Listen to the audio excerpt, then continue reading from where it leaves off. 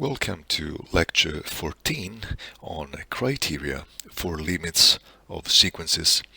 These criteria give us tools for calculating limits of complex sequences that are built on top of a number of fundamental limits. So let's start by giving one of these limits. Let's start by studying the limit of the exponential sequence.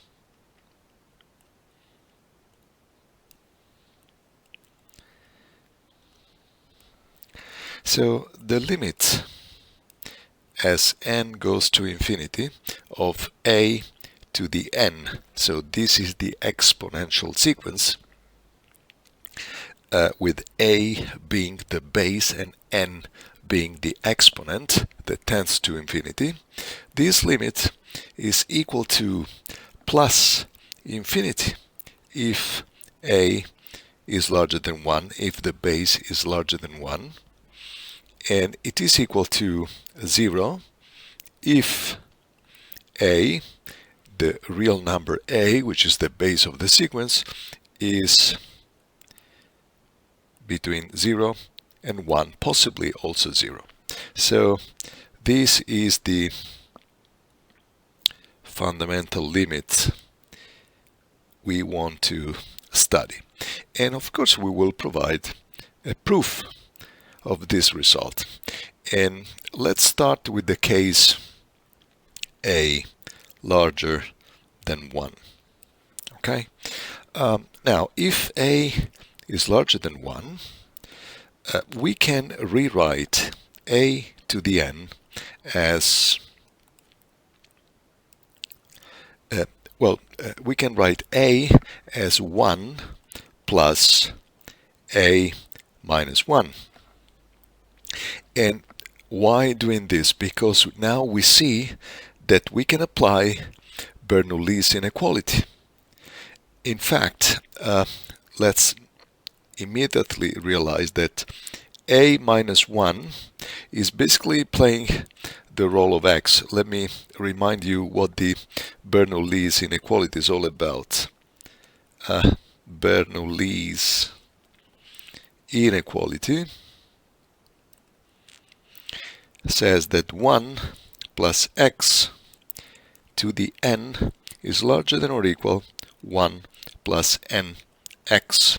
If x is larger than minus 1, is any real number larger than minus 1, and this of course is true for every natural number n. So in this case x is a minus 1, so we should check that a minus 1 is larger than minus 1, which is just like saying that a is larger than 0. But this of course is verified, as we know that a is larger than 1.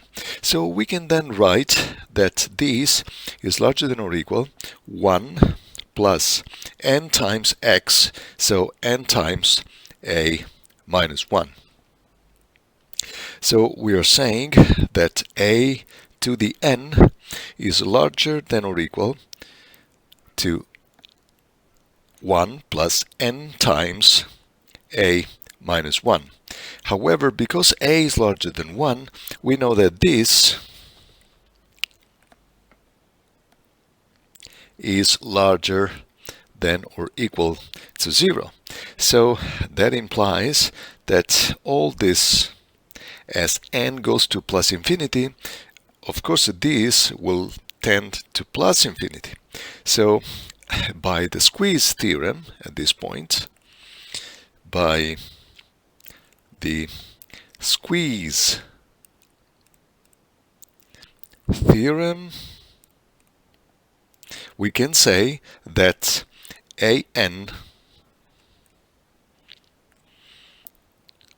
will go to plus infinity. And of course this proves the first part of the theorem. Okay, let's consider now the second case, or let's just take the number a, the base of the exponential sequence, to be a number between 0 and 1 without touching the case a equals 0. We'll consider this later. Well, in this case, if a is a real number between 0 and 1, we can write a as 1 over b, where b is now a real number larger than 1. So therefore, we can write that a to the n is nothing else than 1 divided by b to the n. But as n goes to infinity, clearly these will tend to 1 divided by infinity, because now we are just using the first part of the theorem. So we can comment this saying this is using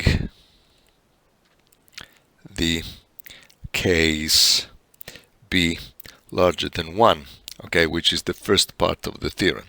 So this is just equal to 0, and this concludes the proof. Okay, the only thing that of course we need to analyze now is the case a equals 0.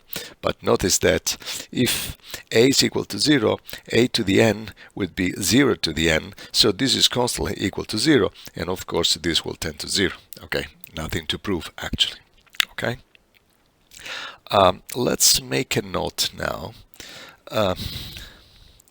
and let's consider the case a equal 1, because we didn't consider a equal 1 in the original limit, but the case a equal 1 will lead to having a to the n is just equal to 1 to the n, which is constantly equal to 1, and of course this will tend to 1.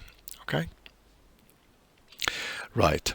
Another limit that we would like to consider now is the following, and it is the limit as n tends to infinity of the nth root of a. Okay, and we want to prove that this is equal to 1 for every a larger than 0.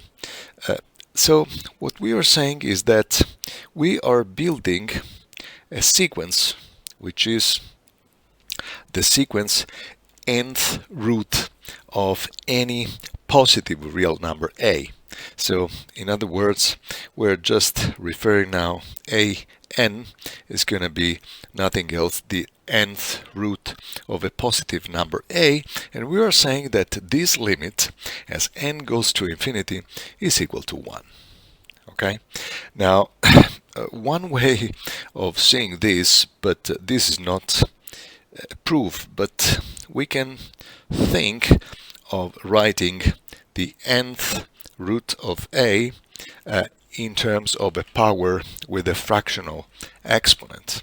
So we can write this as a raised to the 1 over n, and clearly when n goes to infinity, this will tend to a to the 0 equal 1. Okay, so this is one way of seeing, but this is not really a proof in the sense that we are just re-expressing the nth root in a different way. So we want to provide a real proof of this. Okay, and okay, let's go to the proof then. Let's prove this result. Again, we can use the Bernoulli inequality,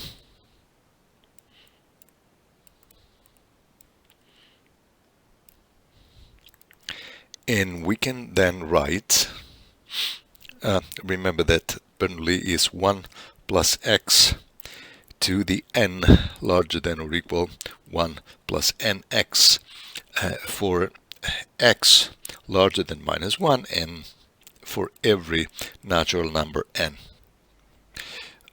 Now, if we assume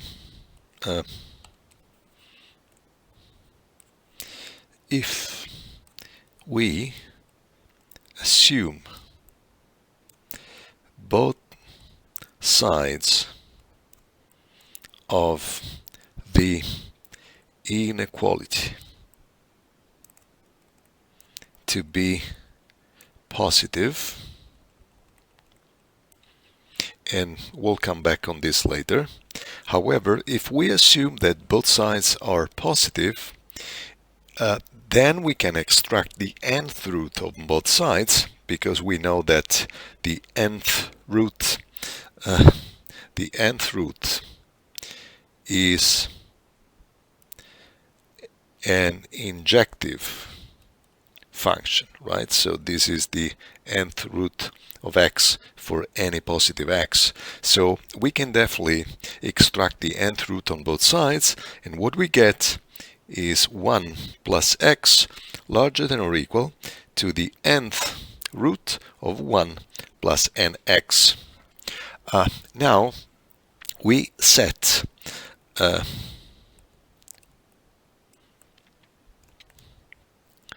1 plus nx equal to a larger than 0, and this is exactly the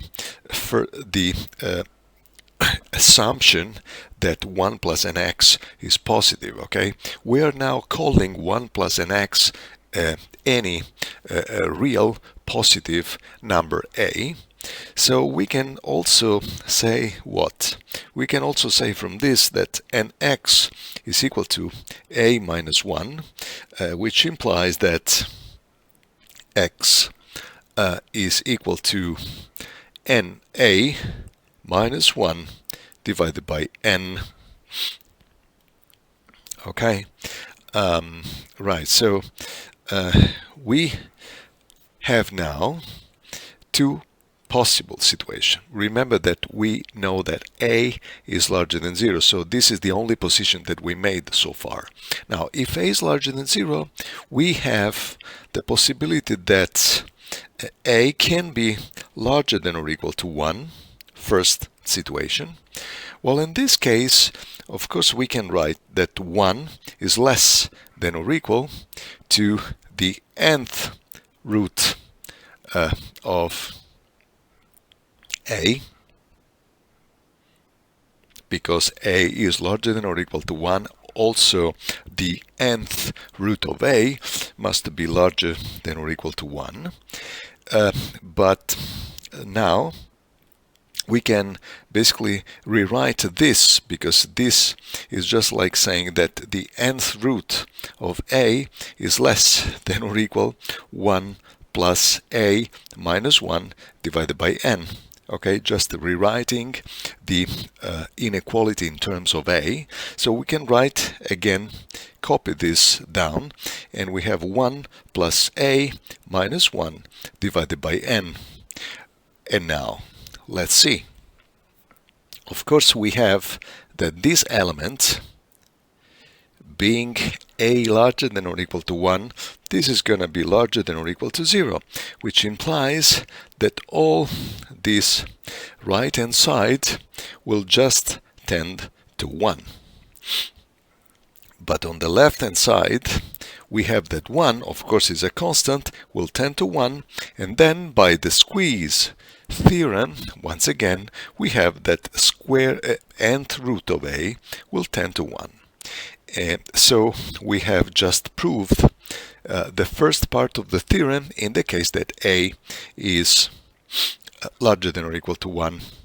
Let's consider now the other situation where a is larger than 0 but less, strictly less than 1. Okay, we have this other situation.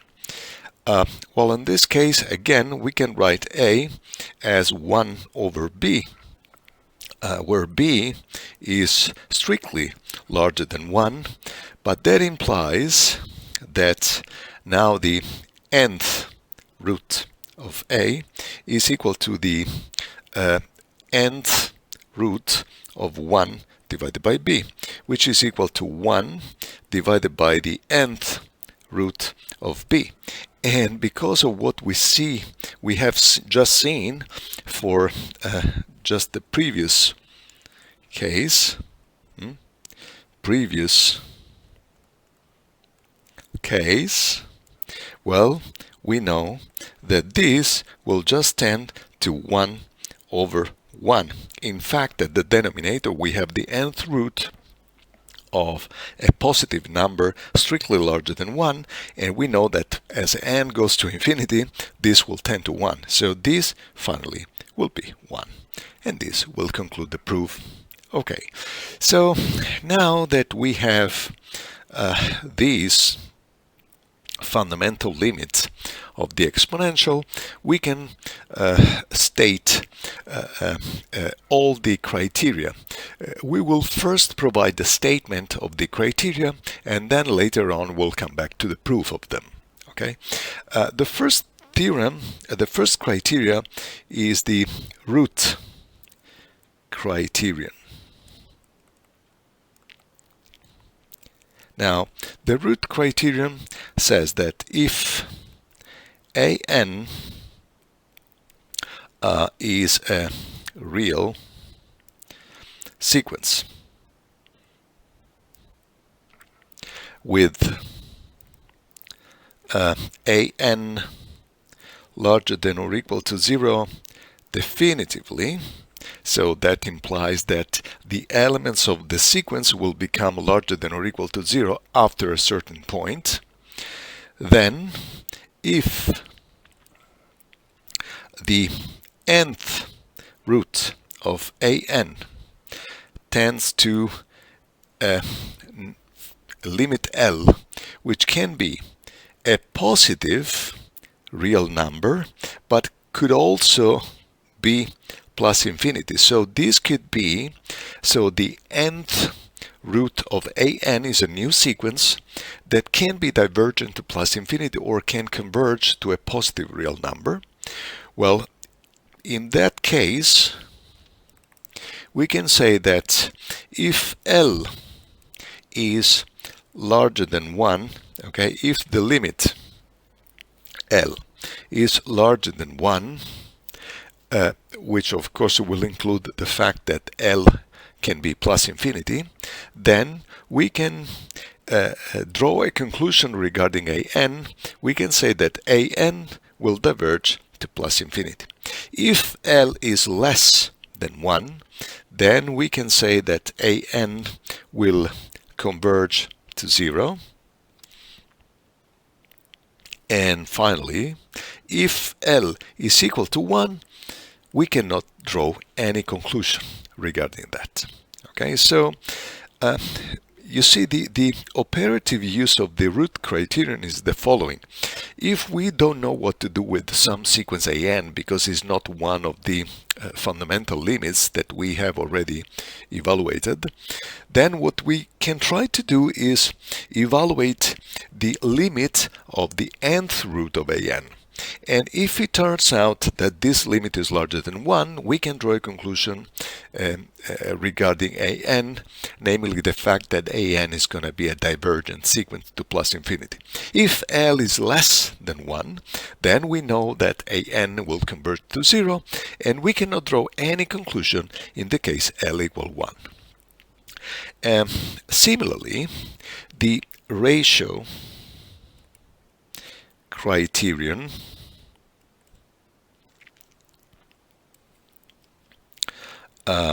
says that, again, let an be a real sequence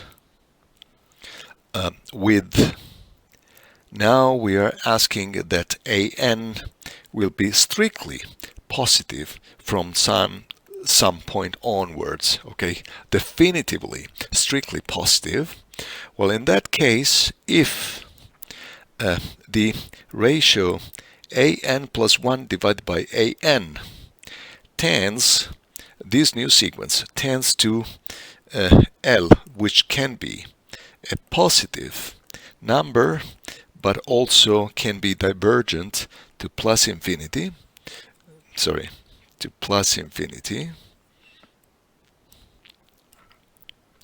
then we can say again that if L is larger than 1, an tends to plus infinity. If L is less than 1, an will convert to 0, and again, if L is equal to 1, we cannot say anything. So this is very similar to the other criterion, but sometimes it's useful because with the first criterion we cannot draw any conclusion and the second would come and help. There is a third criterion which is called the ratio root criterion,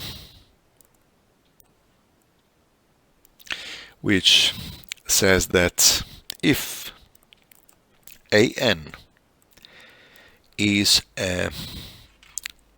let's say an is a strictly positive sequence definitively, so we are once again considering a real sequence that becomes strictly positive from some point onwards, then we can say that if we have that an plus 1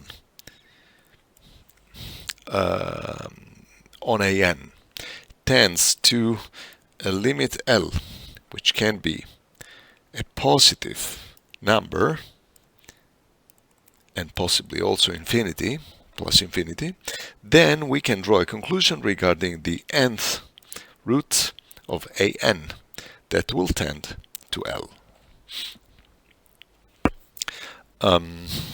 Okay, so one important consideration regarding this ratio root criterion. This is basically saying that if we can see a possible sequence as a ratio of an plus 1 an. So in other words, what we're saying is that suppose that we are given some sequence Bn and we can see this sequence to be just the ratio of two elements of another sequence an, okay, the ratio of an plus 1 an with an being another sequence, and we can basically determine the limit of this sequence Bn. This is useful because then we can draw a conclusion regarding another sequence, which is just the nth root of an, being exactly the same limit. Notice that it is important to notice that the opposite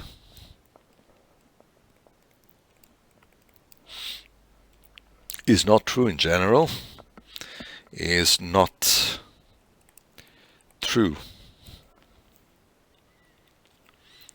in general.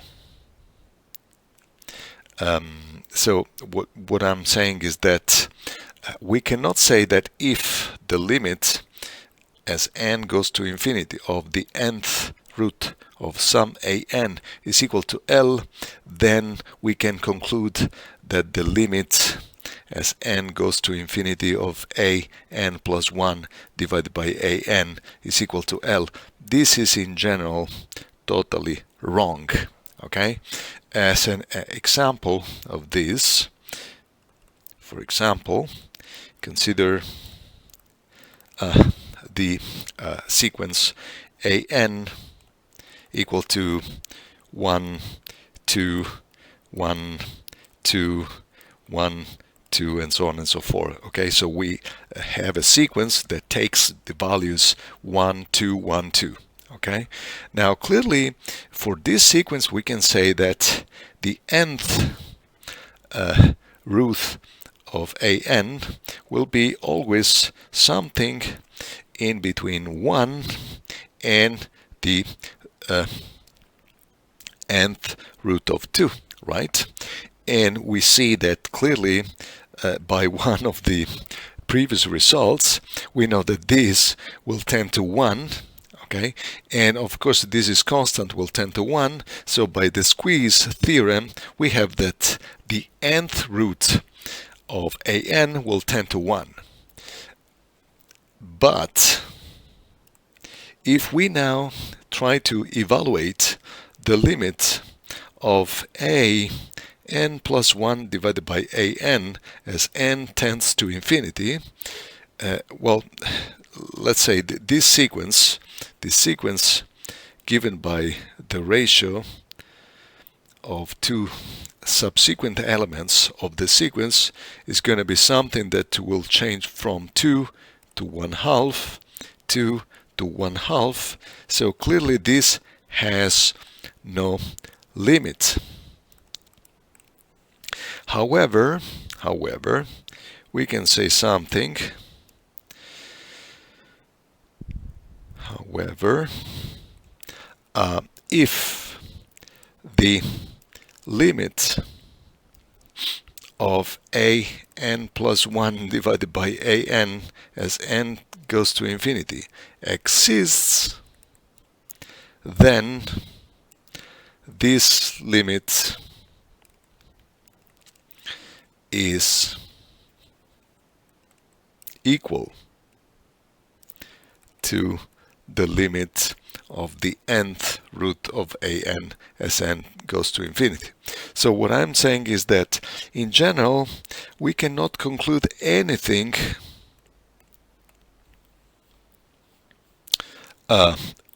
we cannot apply this theorem. We cannot draw in general any conclusion regarding this sequence given this sequence, but if we know that the sequence on the right exists, then we can say that these two limits are equal. All right, good. So we can now start proving the theorems, okay? And we'll start proving the theorem on the root criterion. Okay, so let's start by the proof of the root criterion.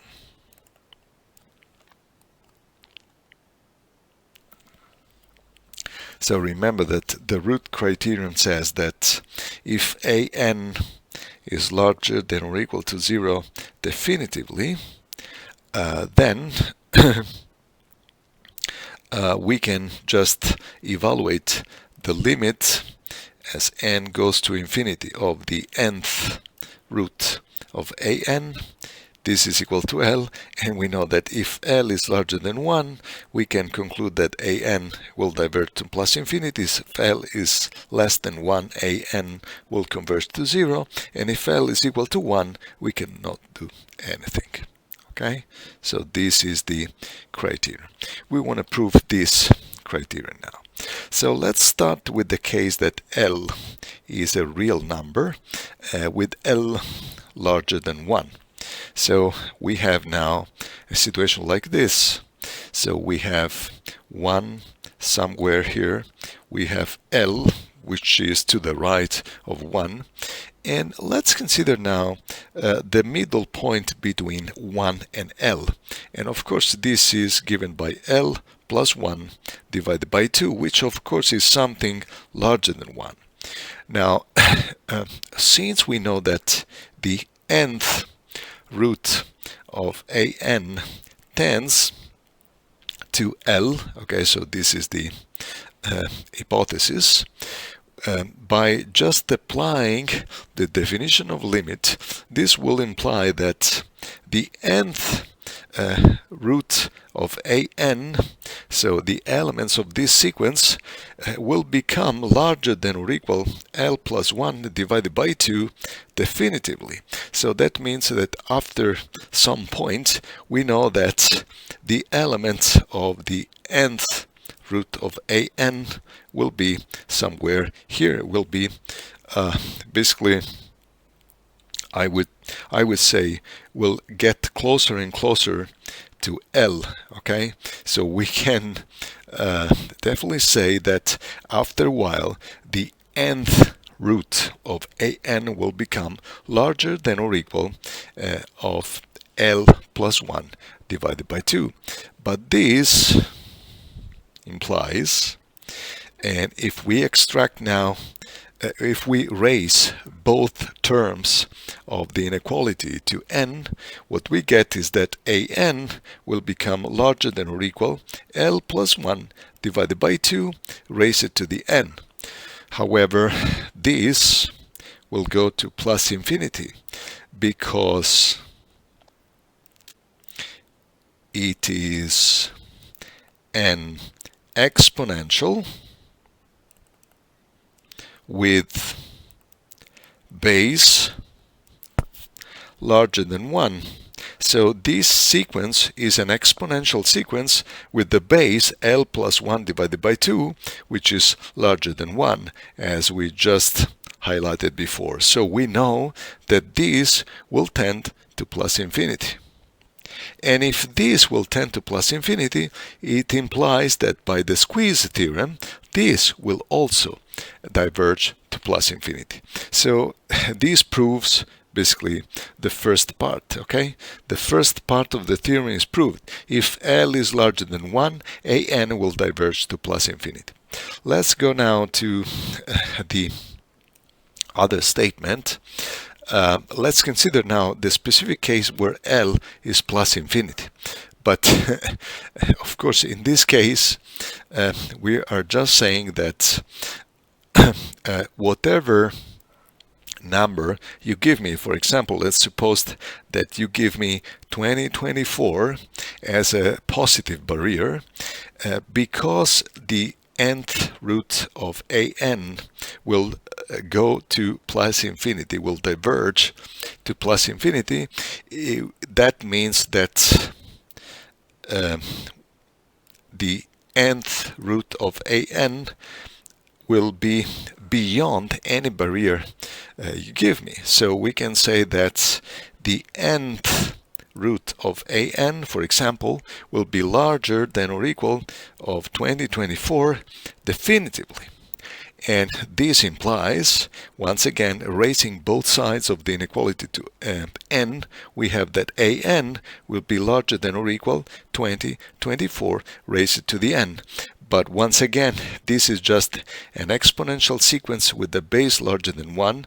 This will go to infinity, and as by the squeeze theorem, this also will go to infinity. So this proves all possible cases for L larger than 1.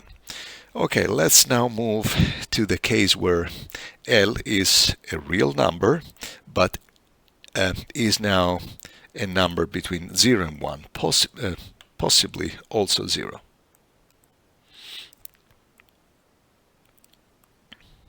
So we have already considered this case and this case. Good. Okay, so we are saying now that if 1 is here, this is 1, and we know that the limit is going to be to the left. Once again, we will consider the middle point, which is L plus 1 divided by 2, which is now clearly strictly less than 1. Okay, now because the nth root of an will converge to L, that implies that the nth root of an will be less than or equal of L plus 1 divided by 2 definitively. Okay, so what we are saying that from some point onwards we will find here the nth root of an. But this also implies that by, again, taking the n power on both sides, we have that an will be less than or equal L plus 1 divided by 2 raised to the n. Remember that we are in a case where a n is by hypothesis larger than or equal to 0, so we can definitely say that this will be larger than or equal to 0.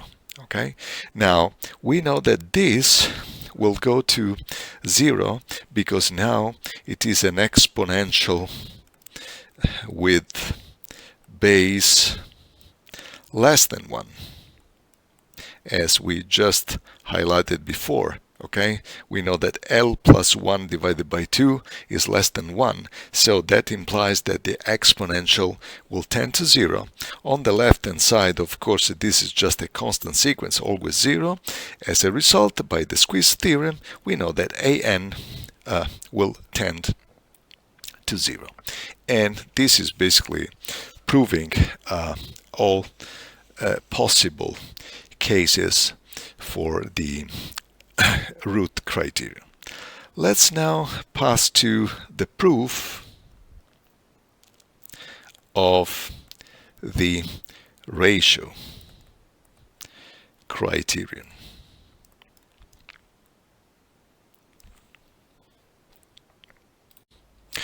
Now, as a reminder of this ratio criterion, let me write here the statement of the theorem. We know that an will become strictly larger than 0 from some point onwards. Okay, will be definitely larger than 0. So we can now say that if an plus 1 divided by an tends to some limit L, which can be a positive number or can also be plus infinity, then we can say this, that if this limit is larger than 1, we can conclude that an will divert to plus infinity. If L is less than 1, we can conclude that an will converge to 0, and nothing can be said if L instead is equal to 1.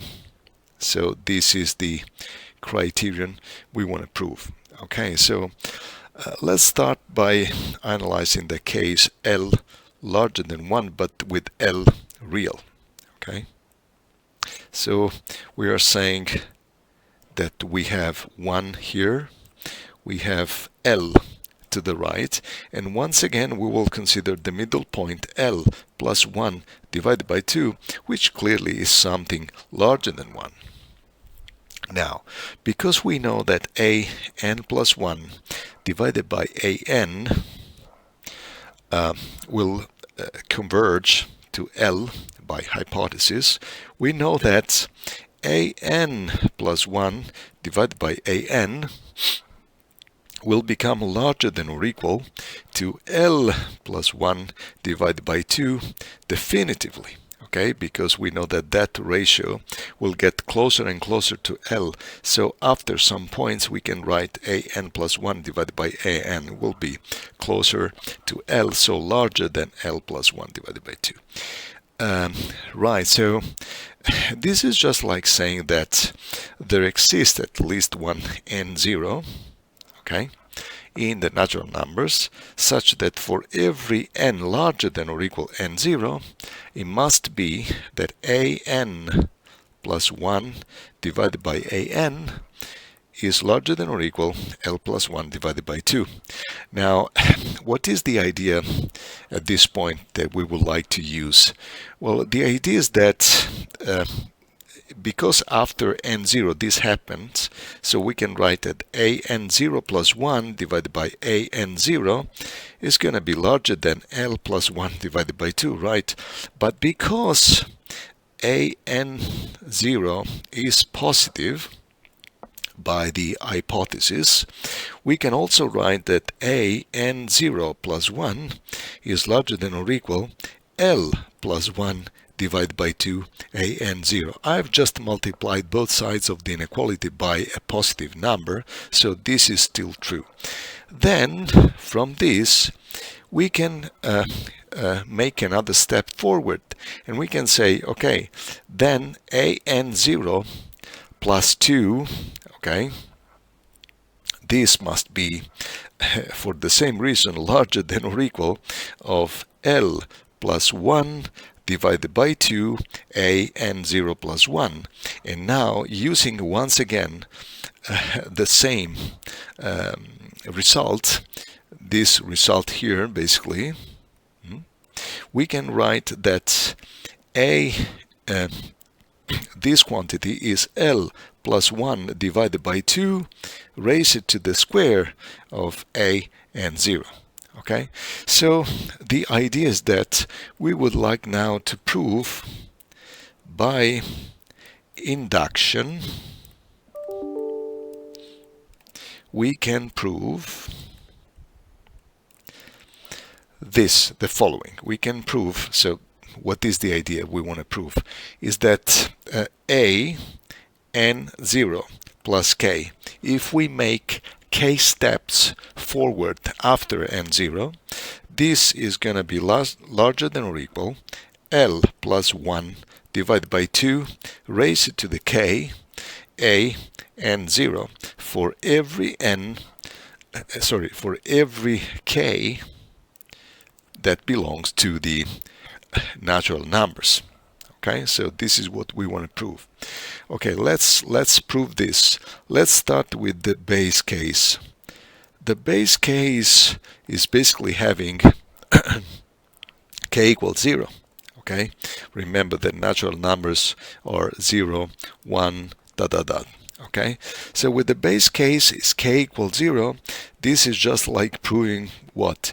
That a n0 is larger than or equal, well, we have L plus 1 divided by 2 to the 0, a n0. But this is, of course, just like saying that a n0 is larger than or equal to a n0. So this is done. Okay, let's now prove the induction step. And the induction step says that if a n0 plus k is larger than or equal L plus 1 divided by 2 all raised to the k a n0, then it must be true also that a n0 plus k plus 1 is larger than or equal L plus 1 divided by 2 raised to the k plus 1 a n0 plus 1. Okay, so to prove this, let's rewrite this term here, a n0 plus k plus 1. Okay, so this is basically the next term to a n0 plus k. Okay, so we can write that this is larger than or equal of L plus 1 divided by 2 times a n0 plus k. Right, so this is basically moving one step forward, and this is exactly the same thing that we can just say by using the initial fact that if we move one step forward, we can definitely say that this is true. But then, once again, we can now replace a and this. We can say that this is L plus 1 divided by 2. Instead of a n0 plus k, we will be using now the hypothesis of the induction step, and we can say that this is L plus 1 divided by 2 to the k a n0. But this is L plus 1 divided by 2 by multiplying the two terms, k plus 1 times a n0, which is exactly what we wanted to prove. Okay, so now we have this inequality, which can be applied to any term of the sequence after basically n0. So let me rewrite this once again.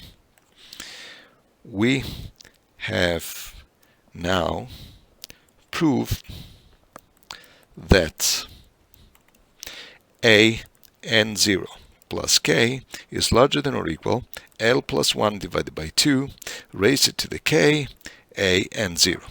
Okay? Now let's put the following. Let's call n0 plus k equal n. Okay? So of course this implies also that k is nothing else than n minus n0.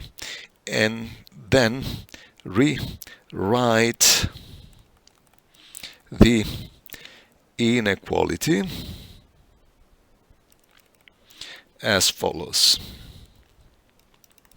We can rewrite, instead of n0 plus k, we'll write an which is now larger than or equal of L plus 1 divided by 2 raised to the k, and k is now n minus n0. That multiplies a n0. Okay, but this can also be reformulated as an larger than or equal L plus 1 divided by 2. We split, okay, the power into power to the n times L plus 1 divided by 2 to the minus n0 times a n0. And notice that now this term on the right is fixed. Is fixed because a n0 is an element, L is a number, L plus 1 divided by 2 to the minus n0, n0 is another number, so this is definitely a positive number, a fixed positive number. But also we know that this term will go to plus infinity. Why? Because this is an exponential sequence with the base which is larger than 1. Remember that we just said, right, that L plus 1 divided by 2, we are in this first case, and we know that this is larger than 1, so we can definitely say that this will go to plus infinity. As a result, by the squeeze theorem once again, this will diverge to plus infinity, which finally proves this first part of the theorem. Alright, now let's take in consideration the case that where L is equal to plus infinity. Okay, what happens in this case? Where of course the only thing that we need to do now is just saying that if we have that an plus 1 divided by an tends to L, it must be true that an plus 1 divided by an will become larger than or equal, for example, 24, okay, definitively, okay. And if this happens, and we can multiply by an, because we know that an is larger than 0 definitively, so we can say that this is just like saying that an plus 1 is larger than or equal of 24 times an.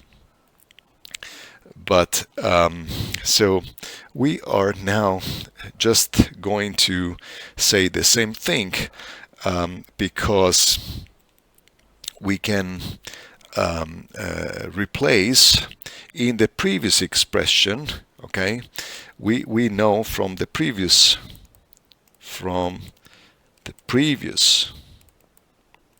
proof, we saw that an was larger than or equal of L plus 1 divided by 2, but instead of L plus 1 divided by 2, we will have 20, 24 raised to the n, and then there will be 20, 24 to the minus n0, a n0, right? And of course, this is once again is positive and fixed. This will go to plus infinity, which will push an to diverge as well. Okay, so also this case is proved. Right, now what we're left is the we have the other case where L is in between 0 and 1, so L is the limit of a n plus 1 divided by n will tend to L, and now we know that we have a situation where 1 is to the right, L is to the left. Once again, L plus 1 divided by 2 is now less than 1, and we know that definitively there will be the ratio an plus 1 divided by n will fall close to L. Now, if we just consider this, we can say that an plus 1 divided by an will become less than or equal L plus 1 divided by 2 definitively. And by just using, by induction, using the same inequality as before, we can end up saying that an will be certainly larger than 0, okay, and will be less than L plus 1 divided by 2 raised to the n, remember just the previous inequality, times L plus 1 divided by 2 raised to the minus n0 times a n0. Now this element is once again larger than 0 and fixed, but this is now an exponential with a base less than 1, so this will go to 0. Of course, this will go to 0. As a result, an will go to 0. And this finally concludes the full proof of the ratio criterion. The last criterion we want to prove is the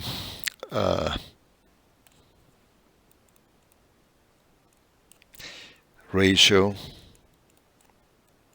root criterion.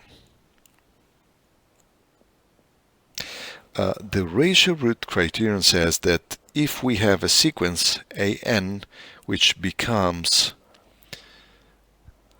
strictly larger than 0 after some point onwards, then if an plus 1 divided by an, this new sequence, tends to a limit L, which can be a real positive limit, or can also be something that diverges to plus infinity, then we can draw a conclusion regarding the nth root of an, namely the fact that this will tend to the same limit. So let's prove the case where an plus 1, okay, let's prove the case where L, which is the limit of an plus 1 divided by an, will be a real number with L into 0 plus infinity, so namely just a positive real number. Right, so what we wish to prove is that the nth root of an will tend to the same limit. Okay, so now having a sequence that will tend to some limit L. Okay, we know that if an plus 1, okay, divided by an tends to L, after a while it will fall within some interval, let's say L minus epsilon divided by 2, L plus epsilon divided by 2, right? So we can certainly say that an plus 1 divided by an will fall within this interval for some epsilon larger than 0.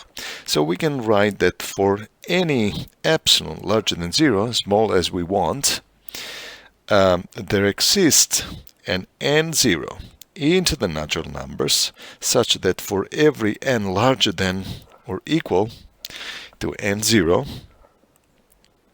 an plus 1 divided by an will be within the interval L plus epsilon divided by 2, L minus epsilon divided by 2. And notice that this is a similar statement of the one that we use with the ratio criterion. I'll write this in green here, where we had that an plus 1 divided by an was less than L plus 1 divided by 2, right? So this is similar to that.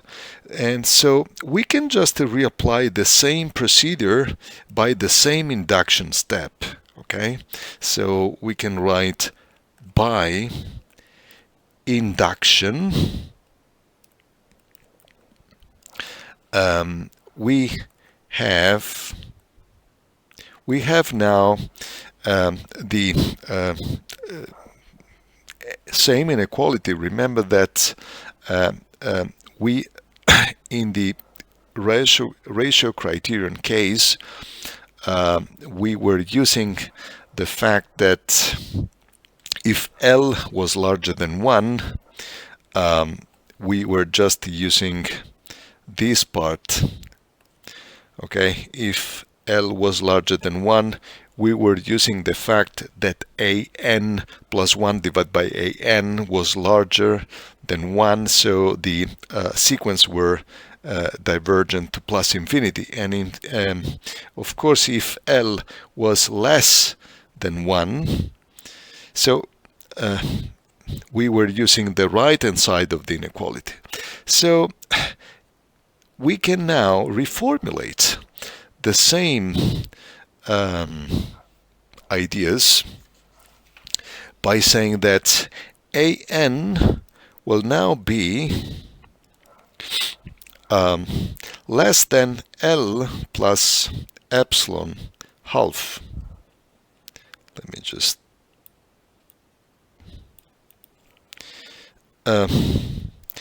raise it to the n times L plus epsilon half, raise it to the minus n0, and then this multiplied by an0, and on the left hand side we'll have L minus epsilon half, raise it to the n times L minus epsilon half, raise it to the minus n0, all this multiplied by a n0. Okay, we are just reusing the same induction process to come up with this inequality.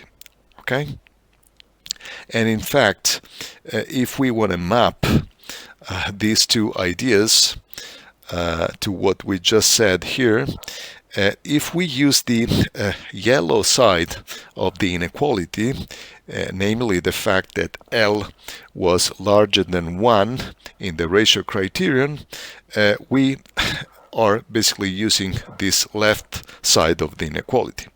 If instead we want to use the right-hand side, we can say that an will be always less than L plus epsilon divided by 2. And now, because both sides, all the terms of this inequality are larger than 0, because clearly we see that this is larger than 0, this is larger than 0, this is larger than 0, and the same is true for the right hand side, we can extract the nth root of both sides of the inequality. Okay, so by extracting the nth root, we have what? Well, we have now L minus epsilon divided by 2, and then we have the nth root of some positive number, and this is less than or equal to the nth root of an, and again this is less than or equal of L plus epsilon divided by 2 times, same story, the nth root of some other positive number. And if we now take the limit, okay, of the terms, for example, of this, we know that this, for n that goes to plus infinity, this will tend to 1, the same way this will tend to 1, right? So this implies that this left-hand side will tend to L minus epsilon divided by 2, and the right-hand side will tend to L plus epsilon divided by 2. So, in other words, we can say that now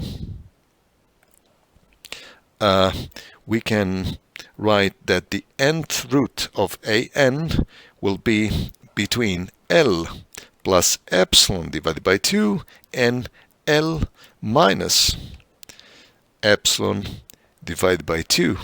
This must be true definitively, but this is nothing else that the definition of limit. This implies that the nth root of an will tend to L, which is what was what we needed to prove.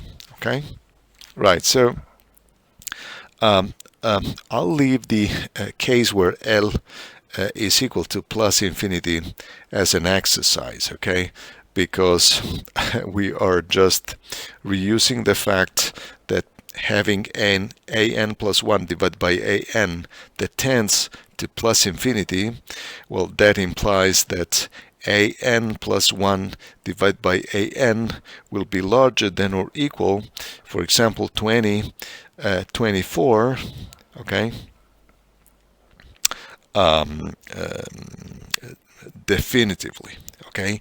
And once again, reusing the induction step, we can end up having something like that n will be larger than or equal 24 to the n times an0, okay? And of course this is easy, okay, to lead to the fact that because this is just fixed and this will tend to plus infinity, of course this will go to plus infinity. So I'm not giving the details, but I just want to conclude this with just an observation. Consider, for example, having an equal to n to the square. Okay, if we apply the ratio and we evaluate an plus 1 divided by an, of course this is n plus 1 to the square divided by n to the square, which is equal to 1 plus 1 over n to the square, all raised to the square, which converges to 1. Okay, so we have that the limit of the ratio tends to 1, and we have that an tends to plus infinity.